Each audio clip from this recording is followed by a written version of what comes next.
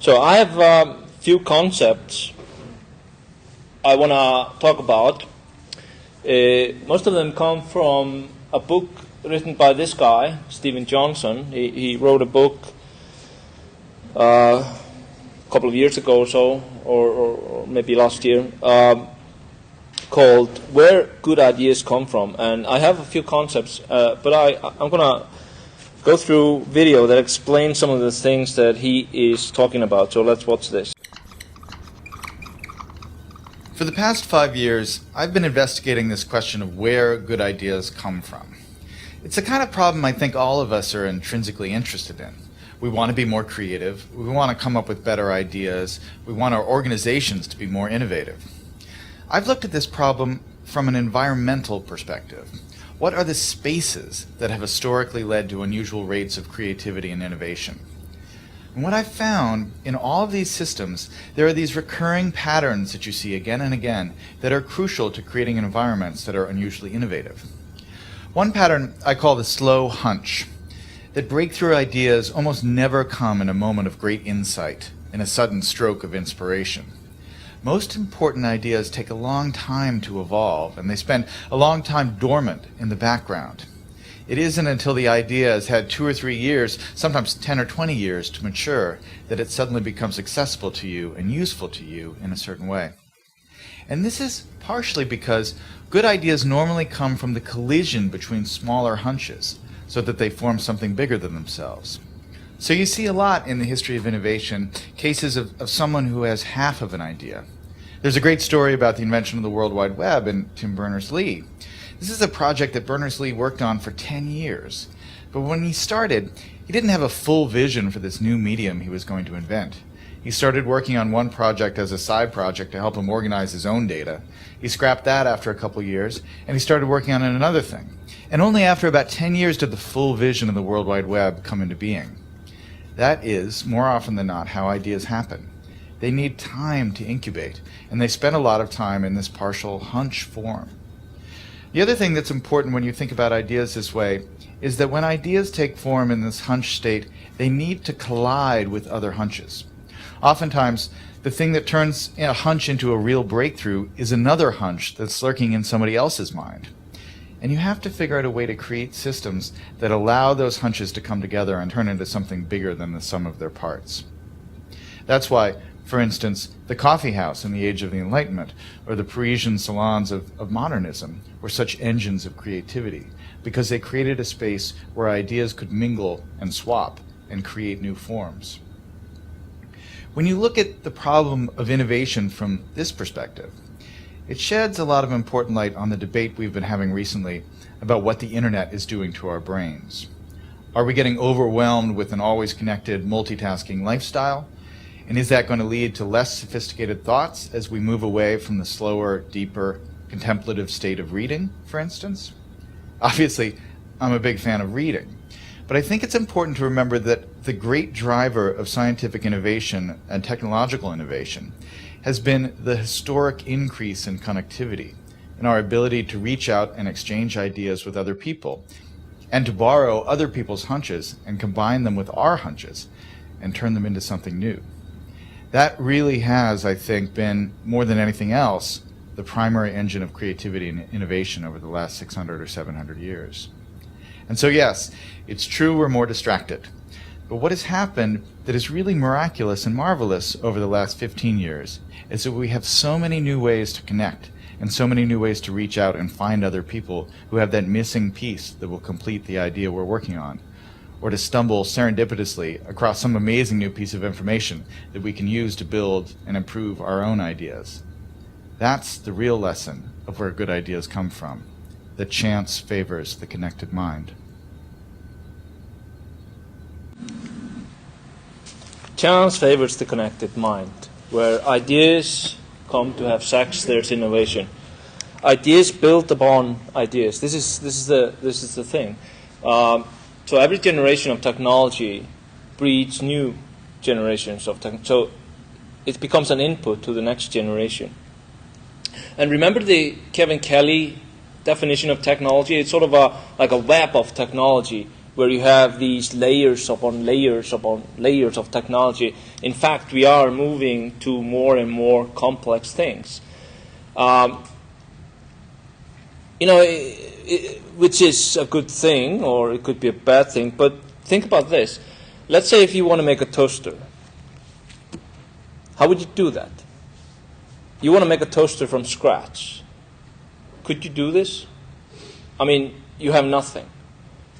You don't go to any store. You just... Well, there was this guy who had a project to build a toaster. And let's just hear him explain this. If we look around us, much of what surrounds us kind of started life as various rocks and sludge buried in the ground in various places in the world. But of course, they don't look like rocks and sludge now. They look like, TV cameras, monitors, annoying radio mics. And so this kind of magical transformation is what I was trying to get at with my project, which became known as the Toaster Project. And it was also inspired by this quote from Douglas Adams. And the situation is from The Hitchhiker's Guide to the Galaxy. And the situation it describes is the hero of the book, he's a 20th century man, finds himself alone on a strange planet, populated only by a technologically primitive people. And he kind of assumes that, yes, he'll become these villagers, he'll become their emperor with his, and transform their society with his wonderful command of technology and science and the elements. But of course, realizes that without the rest of human society, he can barely make a sandwich, let alone a toaster. But he didn't have Wikipedia. So I thought, OK, I'll try and make an electric toaster from scratch. And working on the idea that the cheapest electric toaster would also be the simplest to reverse engineer, I went and bought the cheapest toaster I could find, took it home, and was kind of dismayed to discover that inside this object, which I'd bought for just £3.94, there were 400 different bits made out of 100 plus different materials. I didn't have the rest of my life to do this project. I had, maybe 9 months. So I thought, OK, I'll start with 5. And these were steel, mica, plastic, copper, and nickel. So, starting with steel, how do you make steel? So I went and knocked on the door of the Rio Tinto Chair of Advanced Mineral Extraction at the Royal School of Mines and said, how do you make steel? And Professor Cilliers was very kind and talked me through it. And my vague rememberings from GCSE science, well, steel comes from iron. So I phoned up an iron mine and said, hi, I'm trying to make a toaster. Can I come up and get some iron? Unfortunately, when I got there, it emerges Ray. He had misheard me and thought I was coming up because I was trying to make a poster, and so wasn't kind of prepared to take me into the mines. But after some nagging, I got him to do that. Through his creased limestone, and that was produced by sea creatures 350 million years ago in a nice, warm, sunny atmosphere. When you study geology, you can see what's happened in the past in the world, terrific changes in the earth.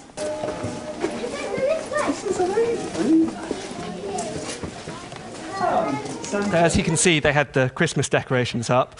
And, of course, it wasn't actually a working mine anymore because though Ray was a miner there, the mine had closed and had been reopened as a kind of a tourist attraction because, of course, it can't compete on the scale of operations which are happening in, South America, Australia, wherever. But anyway, I got my suitcase of iron ore and dragged it back to London on the train, and then was faced with the problem, OK, how do you make this rock into components for a toaster? So I went back to Professor Cilliers, and he said, go to the library. So I did. And was looking through the undergraduate textbooks on metallurgy, completely useless for what I was trying to do, because, of course, they don't actually tell you how to do it if you want to do it yourself, and you don't have, like, a smelting plant. So I ended up going to the History of Science library and looking at this book. This is the first textbook on metallurgy written in the West, at least. And there you can see that woodcut is basically what I ended up doing. But instead of a bellows, I had a leaf blower. And And that was something that reoccurred throughout the project. Was the smaller the scale you want to work on, the further back in time you have to go. And so this is, after a day and about half a night, kind of smelting this iron, I dragged out this stuff, and it wasn't iron. But luckily, I found a patent online for industrial furnaces that use microwaves, and 30 minutes at full power, and I was able to finish off the process. So there's a picture of my toaster.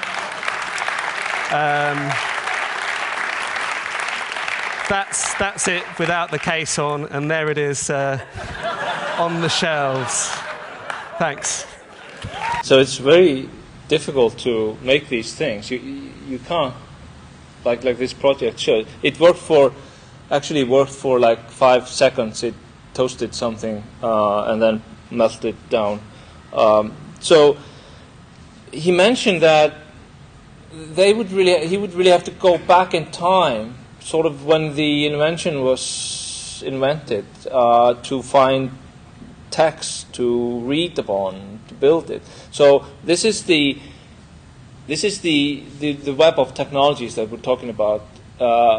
We have built these layers of complexity in our products, and you buy the ready-made components, and they are made up of something else, and they're made up of something else. So this is getting to be a pretty complicated process. But there's also another thing here. So think about this. Why was the computer invented in 1940s and not in 1840s? Why was it invented 1940? Why not 100 years earlier? Because this guy actually had the idea for a computer, Charles Babbage. He worked on his differential engine and analytical engine in 1820s. But why didn't we have computers in the 19th century then? Didn't have electricity. They didn't have electricity. He was actually trying to make steam-powered computers. What was the energy source at the time? Steam. So he was naturally trying to make, and it was all mechanical. And another thing, they couldn't build it. I mean, they didn't have the screws and the clutches and all the things, the components that are needed to build it. They didn't have it. They couldn't make it. They didn't have a process to make it. So it was not time. But when the electricity came, then the ground was laid. That was the time. Everything could be built. Computers could be built, and when it can be built, somebody invented it. So this is. So the lesson here is that ideas usually come at a similar time, and there's a simple reason for it. For example, let's take these guys. These are all inventors of the telephone. Antonio Meducci, 1854.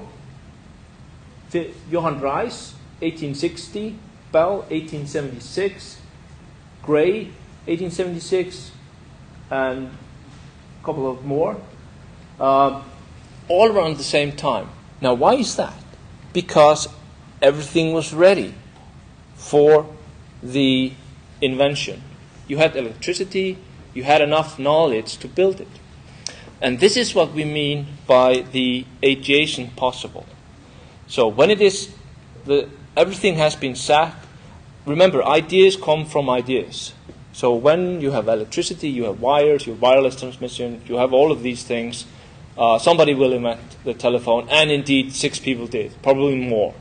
So a kind of a shadow future, the hovering on the edges of the present state of thing, a map in the way for the next generation. So one explanation of this term, adjacent possible, now is the time, is that imagine technology like a big building, and you're in a room, and it grows and grows and grows. And in every room, there's a door to the next room. And when you open the door, the room gets built. So you move from the current state of technology to the next state of technology. You don't jump. You don't walk out and go into the next room. And it's really difficult to predict tell people, in 100 years, this is going to be possible. That's a room that is so far away. It's really difficult to comprehend. So the adjacent possible explains why things happen when they did. Another example is the Industrial Revolution. One example is the computer. Another is the phone. The second Industrial Revolution, that's a period when chemical, electric, petroleum, and steel industries, these have all been invented. And then there's an economic boom in the Western world where everything takes off. 1870, electricity is well established. A lot of invention happened in these years, as we will see on Friday. And when we had vacuum tubes, somebody went and built a computer. When they were ready, they would build a computer. So the inventor must use the components that exist in his environment. So when you have, and this is what we saw in the movie, use this to build it. Now, there is another great insight, which is about how long it takes to invent things. Stephen Johnson talked about the slow hunch, but there's also another term which is called the long nose of innovation, and this is there's usually a long time from somebody gets an idea, gets it to work, and it takes time for it to be possible to enter the market. So when you see a new product in the market, somebody invented this great device here. It's probably at least 10 years old. Somebody started many years ago to work on this. From the invention, it takes time until it's good enough to leave the lab. So if you want to know what's going to be in the future, you look inside the lab. You see what people are doing in the lab. Somebody's working on stuff, then you know it's going to come in the next few years. And we always think that, you read the paper and there's a great new invention that came along. People have been working on it for many years when it comes to the market. Think about the mouse. The mouse was first introduced in 65 or 68, I think it was. This is the original mouse by Doug Engelbart. But 84, it came to the market, and people said, whoa, what a wonderful invention. I've never seen this before. Of course not. But people in the industry knew that this was coming for a long time. So it takes time for these to incubate. And this is why, any technology that is going to have a significant impact is already 10 years old, And this is what we call the 10-10 rule. Now, there are exceptions to this. YouTube was 1-1. Took them 1 year to build it, and it was established as a platform in another year. Sold to Google for billions and billions. Okay, so the next term, this is city of Florence in Italy. Anybody been there? Anybody from Italy here? So what happened in Florence? What is Florence known for? Once it was the Republic of Florence. And who ruled the Republic of Florence? How's your history knowledge? There was a wealthy family. Medici, yeah. And the Renaissance. So what they did, the Medici family, they employed a lot of talented people. Painters, architects, poets, philosophers. Different people from different backgrounds. And bringing them all together created something. And this is where the Renaissance was born.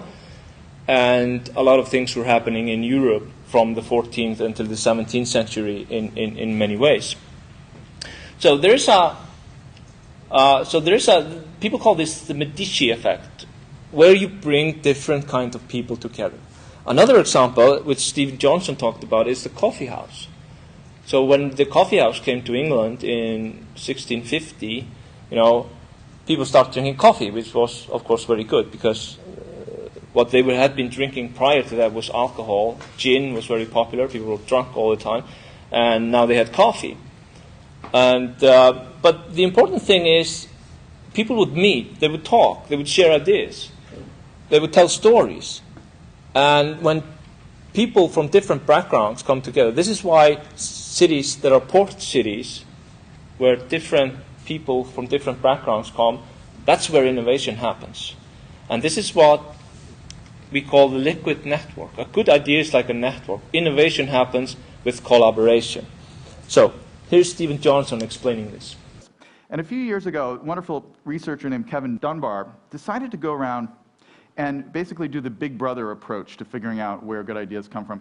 He went to a bunch of science labs around the world and videotaped everyone as they were doing every little bit of their job. So when they were sitting in front of the microscope, when they were talking to their colleagues at the water cooler and all these things. And he recorded all these conversations and tried to figure out where the most important ideas, where they happened. And when we think about the classic image of the scientist in the lab, we have this image, they're poring over the microscope and they see something, in the tissue sample and, oh, Eureka, they've got the idea. What happened actually when Dunbar kind of looked at the tape is that in fact, almost all the important breakthrough ideas did not happen alone in the lab in front of the microscope. They happened at the conference table at the weekly lab meeting when everybody got together and shared their kind of latest data and findings. Oftentimes, when people shared the mistakes they were having, the error, the noise, and the signal they were discovering. And something about that environment, and I've started calling it the kind of the liquid network, where you have lots of different ideas that are together, different backgrounds, different interests, jostling with each other, bouncing off each other. That environment is, in fact, the environment that leads to innovation. So when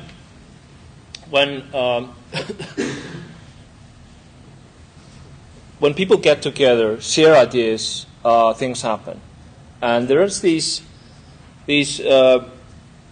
notion that people go to the lab and make research, and they might be working on the wrong problem. For example, Bell was working on the harmonic telegraph. He wasn't trying to invent the phone, he was working on the harmonic telegraph.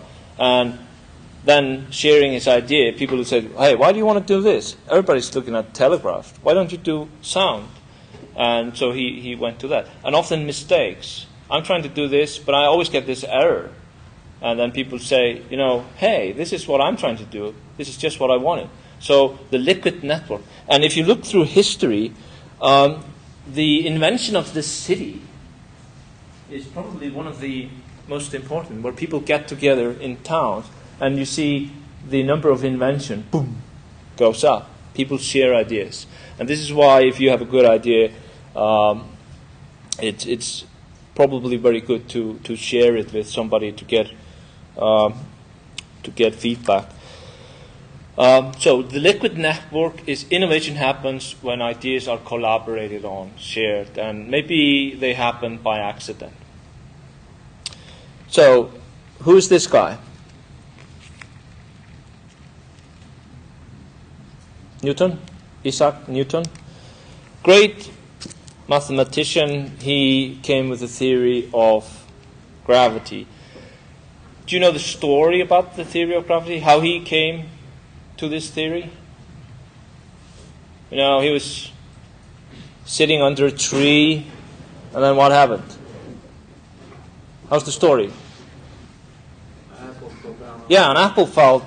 The first original logo for Apple Computers, the computer company, this one, the first logo was actually Newton sitting under a tree and an apple hanging from the tree.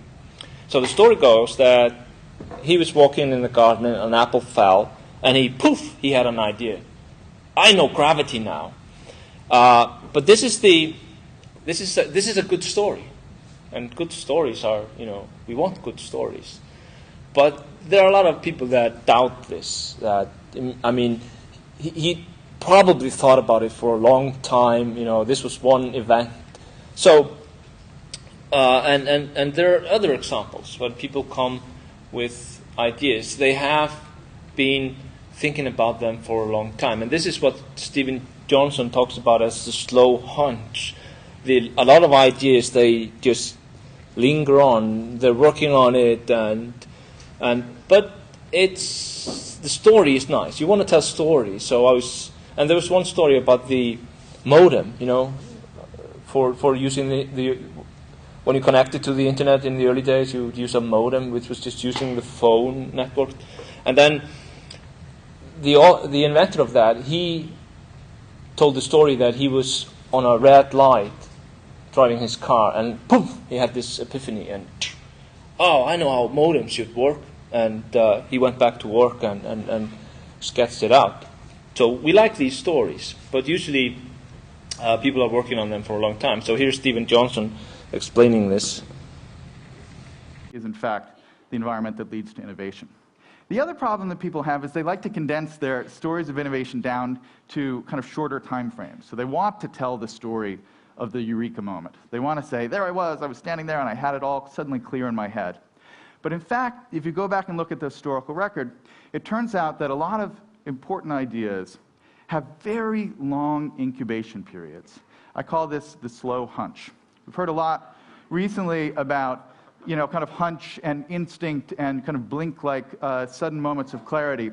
But in fact, a lot of great ideas linger on, sometimes for decades, in the back of people's minds. They have a feeling that there's an interesting problem, but they don't quite have the tools yet to discover them. They spend all this time, kind of working on certain problems, but there's another thing lingering there that they're interested in, but they can't quite solve. Darwin is a great example of this. Darwin himself, in his autobiography, tells the story of coming up with the idea for natural selection as a classic Eureka moment. He's in his study, it's October of 1838, and he's reading Malthus, actually, on population, and all of a sudden, the basic algorithm of natural selection kind of pops into his head, and he says, at last, I had a theory with which to work. That's in his autobiography. About a decade or two ago, a wonderful scholar named Howard Gruber went back and looked at Darwin's notebooks from this period, and Darwin kept these copious notebooks where he wrote down every little idea he had, every little hunch. And what Gruber found was that Darwin had the full theory of natural selection for months and months and months before he had his alleged epiphany reading Malthus in October of 1838. There are passages where you can read it and you think like you're reading from a Darwin textbook from the period before he has this epiphany. And so what you realize is that Darwin, in a sense, had the idea, he had the concept, but was unable to fully thinking it yet. And that is actually how great ideas often happen. They fade into view over long periods of time. So this is a slow hunch. It's not the Eureka moment, but it's something that people have been working on for some time. And when the time is right, they will publish it. But then sometimes things get invented by accident. And so here are a few products, and you may know some of these. The first one is LSD. You know what that is? Post-it notes. You all know that one. Viagra. Some of you know it, but probably won't admit that you know it. Teflon. Penicillin. Now, what do they have in common? Accidental. They were discovered by accident. The Swiss chemist that was inventing LSD, he was not trying to invent LSD. He was doing something else. But then he found, hey, what is this? Post-it notes. The idea, they had it for years, but nobody seemed to... They were trying to do something else, and then they had this glue that you could take off and on again, and who wants that? And they moved on. But somebody, okay, you could create a bookmark in a book, and you can take it off. And Viagra, they were actually trying to solve a totally different problem than this drug is used for. But the side effect was so powerful that they decided to market this. Teflon, another example, and penicillin, this was all discovered by scientists that were trying to do something else. So this is what we call the serendipity. And this is a term that we are going to be using a lot in the course, because it's the accident of finding useful or good without looking for it. Now, I've talked about the localization of things. I mean, I've talked about how the internet is localized for you. So if I search the internet, I will get information just for me. If I search Netflix, I will get movies that I like. So I'm boxed in a bubble. And what the software writers of these algorithms have to think about is, how do you break out of the bubble? And this is the serendipity. It's something that is a little bit new, something you haven't seen, it's discovered by accident. And when you go through the newspapers, you see news, from anywhere. I mean, most of the news you don't even want to read. They're not interesting topics for you. So what we will see is that newspapers, they will be customized for you. So you only see news that you like. For example, if you hate sports, you never see sports. But then you never get introduced to anything new. And that's the serendipity. The story about serendipity comes from a fable, Persian fable, about three princes that go on a quest. And they're always trying to do something, but end up doing something else. And this is called they lived in a place called Serendip. And serendipity is to explain the accident of finding something useful or good without looking for it. So I'm looking for a film on Netflix, and I see this totally new thing here. So this is a challenge. Many inventions, they were invented, accidentally. And the quote is, in the fields of observation, chance favors the prepared mind. So here's something, and you have to be prepared to find use for it. Okay, so we talked about a few terms here, and I'm going to use these as we move on, because we're going to see examples of technologies which we can explain using these. The adjacent possible, this is where you have the right conditions to invent things. And we see this again and again and again. This is a recurring pattern. When you have the internet, new things happen. When you have software platforms like Windows, people start to write things. When you have the car, when you have petroleum, all of these things, they create new generations of innovations. And we will see on Friday how these generations go in cycles. The liquid network, the innovation usually happens where people are sharing ideas, where people are colliding ideas, and sometimes by accident. And the slow hunch explains how ideas take a long time. And it also is related to the adjacent possible, because you can't jump too much. If I would tell you, if I would know how things will be in 100 years, it would be really difficult to believe it.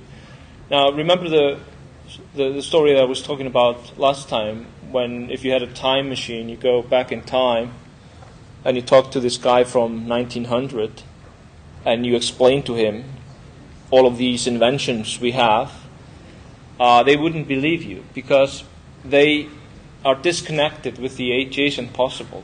It's not possible.